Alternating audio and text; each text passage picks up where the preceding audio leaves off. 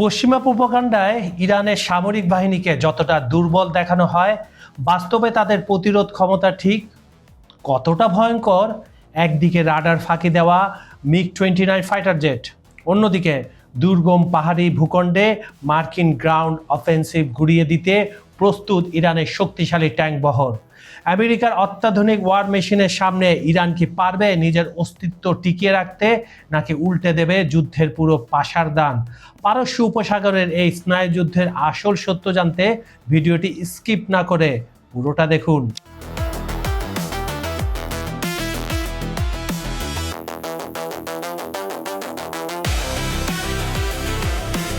পশ্চিমা প্রোপাগান্ডা বনাম পারস্যের আসল রণশক্তি।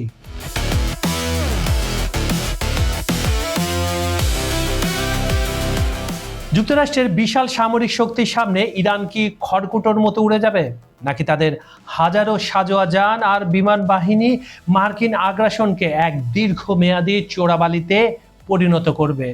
পেন্টাগনের যুদ্ধ কৌশলীরা যখন তেহরানের দিকে চোখ রাঙায়, তখনই এই প্রশ্নটি বিশ্ব রাজনীতির টেবিলে ঝড় তোলে।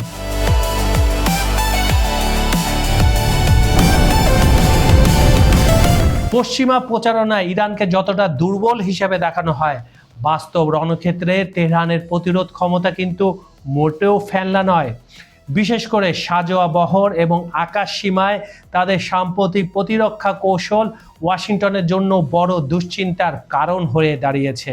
মার্কিন গ্রাউন্ড অফেন্সিভ গুড়িয়ে দিতে প্রস্তুত ইরান।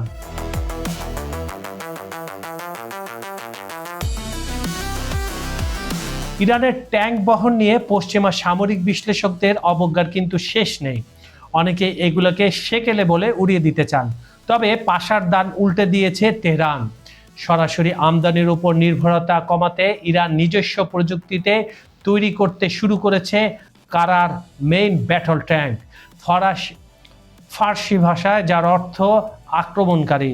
প্রযুক্তির আধুনিকায়নে এই ট্যাঙ্কে যুক্ত করা হয়েছে electro optical fire control system, laser range finder, ballistic computer এবং উন্নত নাইট ভিশন প্রযুক্তি। এছাড়া শক্তিশালী জুলফিকারের উত্তরসূরি এবং 2025 সালে উন্মোচিত হওয়া আধুনিকায়ন প্রজেক্টের আওতাধীন সোলেমান 402 ট্যাঙ্কের মাধ্যমে ইরান তাদের সাজোয়া শক্তিকে অনেকটাই যুগোপযোগী করে তুলেছে। আমেরিকান অত্যাধুনিক ওয়ার মেশিনের সামনে ইরানের এই ট্যাঙ্ক বহর হয়তো একদম সমকক্ষ নয়, কিন্তু ইরানের পাহাড়ি ও দুর্গম ভূখণ্ডে যে কোনো মার্কিন গ্রাউন্ড অফেন্সিভ অভিযানকে ধূলিসাৎ করে দিতে এই সাজোয়া বহরই যথেষ্ট। স্থলভাগের পাশাপাশি আকাশের প্রহরী হিসাবেও তেহরান বিশ্বকে প্রতিনিয়ত শক্তির বার্তা দিয়ে যাচ্ছে। পশ্চিমা দুনিয়া প্রায় দাবি করে সাম্প্রতিক নানা সংঘাতে আর নিষেধাজ্ঞার কবলে পড়ে ইরানের বিমান বাহিনী পঙ্গু হয়ে পড়েছে, কিন্তু ইরান তার নিজস্ব কায়দায় এই ধারণাকে ভুল প্রমাণ করছে। আকাশে রাডার ফাঁকি দেওয়া MiG-29 ও রাশিয়া Su-35 ফাইটার জেট।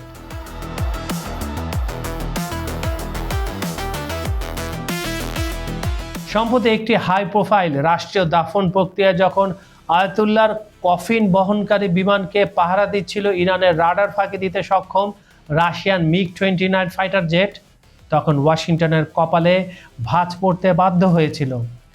ডানা জুড়ে আর 73 ইনফ্রারেড গাইডেড মিসাইল নিয়ে আকাশে ওড়া সেই 2-সিটার MiG-29 UB প্রমাণ করেছে আমেরিকার কঠোর অবরোধ সত্ত্বেও ইরানের বিমান বাহিনী কেবল সচলই নয়, বরং যে কোনো সময় শত্রুর বুকে আঘাত হানতে প্রস্তুত। তবে ইরানের আকাশ প্রতিরক্ষায় আসল গেম চেঞ্জার হতে যাচ্ছে রাশিয়ার সাথে তাদের $1 বিলিয়ন সামরিক চুক্তি। ইরান তাদের বিমান বাহিনীকে সম্পূর্ণ আধুনিকায়ন করতে রাশিয়ার কাছ থেকে Su-35 এবং Su-30SM-2 মাল্টিরোল ফাইটার জেট সংগ্রহ করছে। রাশিয়ার দূরপ্রাচ্যের ক্যাম্প সোলেমানস অন আমুর অ্যাভিয়েশন প্লান্টে ইরানের এই আধুনিক যুদ্ধবিমানগুলো উৎপাদন অত্যন্ত দ্রুত গতিতে চলছে।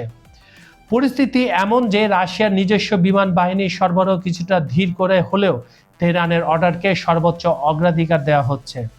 অতি কৌশলী এই Su-35 ফাইটার জেটে রয়েছে দীর্ঘ পাল্লার নিখুঁত আঘাত হানার ক্ষমতা, অত্যন্ত শক্তিশালী আধুনিক রাডার সিস্টেম এবং আকাশ যুদ্ধে যে কোনো পঞ্চম প্রজন্মের বিমানকে চ্যালেঞ্জ করার মতো অবিশ্বাস্য ম্যানুভারেলিটি বা আকাশ কসরত প্রদর্শনের ক্ষমতা। মস্কোতে নতুন সামরিক রসায়ন।